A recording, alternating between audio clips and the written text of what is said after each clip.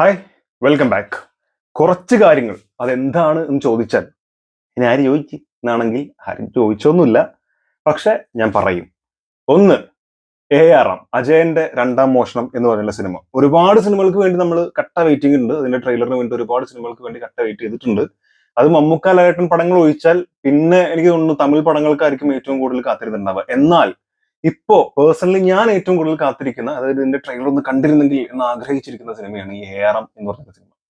സിനിമയുടെ official trailer നാളെ 6 മണിക്ക് ഇവര് പുറത്തു വിടും എന്നാണ് പറഞ്ഞിട്ടുള്ളത്. എന്നിട്ട് കുതിരപ്പുറത്ത് ഏതോ ഒരു മലയിൽ മറ്റേ ലാവയൊക്കെ പൊട്ടി പുറപ്പെടാൻ നിൽക്കുന്ന ഒരു മലയുടെ മുകളിൽ നിൽക്കുന്ന ഈ നമ്മുടെ ടൊവിനോയുടെ ഒരു സാധനവും കൊടുത്തിട്ടുണ്ട്.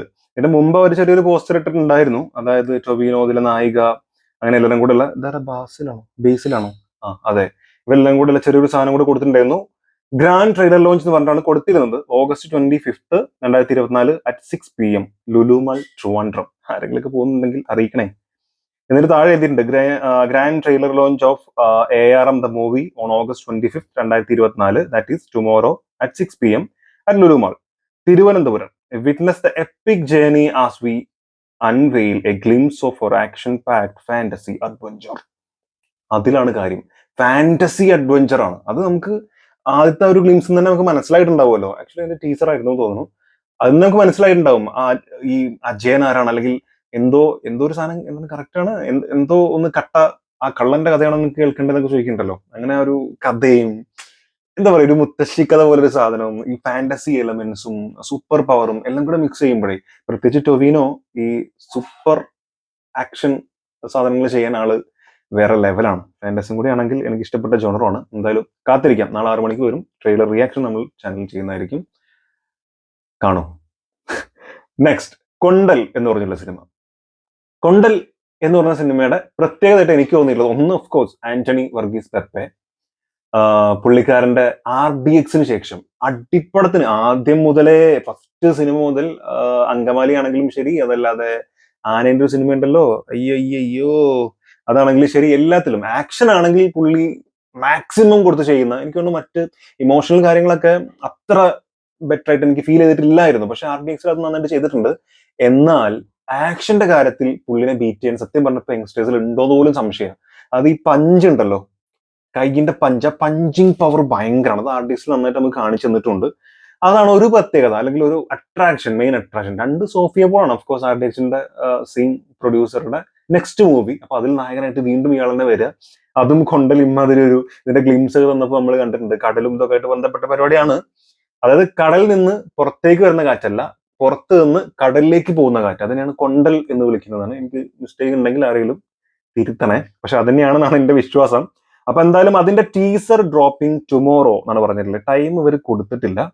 പക്ഷെ നാളെ ഇതിന്റെ ടീസർ വരും. അപ്പൊ അതും നാളെ കാത്തിരിക്കാനുള്ള സാധനമാണ്. എല്ലാം കൂടെ ഒരുമിച്ചൊരു വരവായിരിക്കും. രണ്ടും ഒരേ സമയത്ത് വരരുതേ എന്നുള്ള ഒറ്റ പ്രാർത്ഥന മാത്രമേ ഉള്ളൂ. എന്തായാലും ഞായറാഴ്ചയാണ്, പല ടൈമിലായിരിക്കും എന്ന് വിചാരിക്കാം. മറ്റെന്തായാലും ഓഫ് കോഴ്സ് ARM 6 മണിക്കാണ്.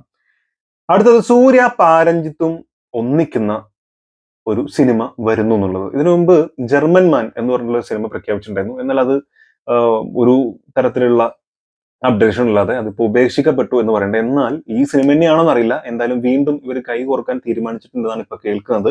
ഒരു പക്ഷേ ചിയാൻ വിക്രം നായകനായിട്ടുള്ള തങ്കളാന്റെ ഹിറ്റോട് കൂടിയൊക്കെ ആയിരിക്കാം. അത് പല മിക്സഡ് റിവ്യൂസ് പറയുന്നുണ്ടെങ്കിലും ഇപ്പോ നല്ല അഭിപ്രായം പറയുന്ന മിക്ക ആളുകളും ഭയങ്കരമായിട്ട് ഇഷ്ടപ്പെട്ട ഒരു ഇതിലാണ് പറഞ്ഞില്ല. എനിക്ക് പേഴ്സണലി ഭയങ്കരമായിട്ട് ഇഷ്ടപ്പെട്ട ഒരു സിനിമയാണ്. നിങ്ങളുടെ അഭിപ്രായം കൂടി കമന്റിൽ പറയാം. എന്തായാലും സൂര്യൻ പാരഞ്ജിത്തും, ഈ പാരഞ്ജിത്താവുമ്പോ നമ്മൾ കണ്ടിട്ടില്ലാത്ത തരം മറ്റൊരു ഒരു അഭിനയം നടന്മാരെ കൊണ്ട് പുറത്തെടുപ്പിക്കാൻ ശ്രമിക്കുന്ന ഒരു നടനായിട്ട് എനിക്ക് ഫീൽ ചെയ്തിട്ടുണ്ട്. സൂര്യയൊക്കെ നടിപ്പിൻ നായകൻ, പുള്ളിക്കാരനൊക്കെ കൈ കിട്ടിക്കഴിഞ്ഞാൽ ഭയങ്കരമായിട്ടുള്ള സാധനം കാണാൻ പറ്റുന്നതാണ് വിശ്വസിക്കുന്നത്. അടുത്തത് മമ്മൂക്കയുടെ റിലീസിന് വരുന്ന സിനിമ ആവനാഴി എന്ന് പറഞ്ഞിട്ടുള്ള സിനിമയാണ് 4K ദൃശ്യമികവോടെ തിയേറ്ററിലേക്ക് വരുന്നത്. ഈ സിനിമ 7 ദിവസം കൊണ്ട് നേടിയ തിയേറ്റർ കളക്ഷൻ എന്ന് പറയുന്നത് എത്രയോ എത്രയോ എത്രയോ വലിയ കളക്ഷനൊക്കെയാണ്. ഇതിൽ കറക്റ്റായിട്ട് കൊടുത്തിട്ടില്ല. 1986 സെപ്റ്റംബർ 12 റിലീസ് ചെയ്ത ചിത്രം മലയാള സിനിമ അന്നേ വരെ കണ്ടതിൽ വെച്ചുള്ള ഏറ്റവും വലിയ വിജയമായി മാറിയിരുന്നു എന്നാണ് പറയുന്നത്. കൊള്ളാം. അപ്പൊ ആ സിനിമയാണ് ഇപ്പൊ രണ്ടാമത് ഇവര് തിയേറ്റർ റിലീസിന് ഒരുക്കുന്നത്. പക്ഷെ എന്റെ ഒരു ഡൗട്ടേ, എത്ര കിട്ടുന്ന സിനിമകൾ ഇത് കിട്ടുന്ന സിനിമ ആയിരിക്കും, പക്ഷെ വീണ്ടും തിയേറ്ററിലേക്ക് ആളെ കയറ്റുക എന്നൊക്കെ പറഞ്ഞാൽ എന്റെ ഒക്കെ ഒരു ഏജ് വെച്ച് നോക്കുകയാണെങ്കിൽ നമ്മളൊക്കെ ഭയങ്കര സംഭവമായിട്ട് കാണുന്നത് കൗരവറാണ്. അല്ലെങ്കിൽ ന്യൂഡൽഹി ഉണ്ട്, അതും അല്ലെങ്കിൽ ആ സമയത്തുള്ള എത്ര ഗംഭീരമായിട്ടുള്ള മറ്റു സിനിമകളുണ്ട്. ഈവൻ ജോണി വാക്കർ വന്നാൽ പോലും ആളുകൾ തിയേറ്ററിൽ പോയി കാണും. ഇത് ആവനാഴിയൊക്കെ വീണ്ടും തിയേറ്ററിൽ പോയി കാണുമോ എന്നുള്ളത് ഡൗട്ടാണ്. ഇതിന്റെ താഴെ തന്നെ പല ആളുകളും കമന്റ് ചെയ്തിട്ടുണ്ട്, അന്ന് വമ്പൻ ഹിറ്റായ സിനിമ ഇപ്പൊ പൊട്ടുമോ എന്നറിയാനാണോ തിയേറ്റർ റിലീസ് ചെയ്യുന്നത്. പൊട്ടുമെന്ന് തോന്നില്ല, പക്ഷെ ഈ ലാലേട്ടന്റെ ഇപ്പൊ ഇറങ്ങിയിട്ടുള്ള സിനിമകൾ, ആ സിനിമകൾക്കുള്ള ഒരു മണിച്ചിത്രതാഴൊക്കെ വീണ്ടും റീവാച്ച് ചെയ്യാൻ താല്പര്യം തോന്നുന്ന സിനിമയാണ് ദേവദൂതൻ. അതിലെ മ്യൂസിക് കൊണ്ട് തന്നെ നമ്മൾ അതിൽ പോയി ആ സിനിമ കാണും. സ്ഫടികം, അത്തരത്തിൽ അതുണ്ടാക്കിയ ഒരു ഓളം സൃഷ്ടിക്കാൻ ആവനായിക്ക് പറ്റും എന്ന് എനിക്ക് തോന്നുന്നില്ല. പക്ഷെ നേരെ മറിച്ച് ഈ ന്യൂഡൽഹിയോ അല്ലെങ്കിൽ കൗരവറോ ധ്രുവോ ഒക്കെ ആയിരുന്നെങ്കിൽ തീർച്ചയായിട്ടും ആ ഒരു പവർ ഉണ്ടായേനെ. ഈവൻ വെള്ളിയേട്ടനാണെങ്കിൽ പോലും അങ്ങനെ ആളുകൾ പോയി കണ്ടേനെ. പക്ഷെ എന്തായാലും ഇതിന് അത്ര ഉണ്ട് എനിക്ക് തോന്നുന്നില്ല. നിങ്ങളുടെ അഭിപ്രായം മറക്കാതെ കമന്റ് രേഖപ്പെടുത്തു. അടുത്ത വീട്ടിൽ കാണാം. കാണുന്നവരെ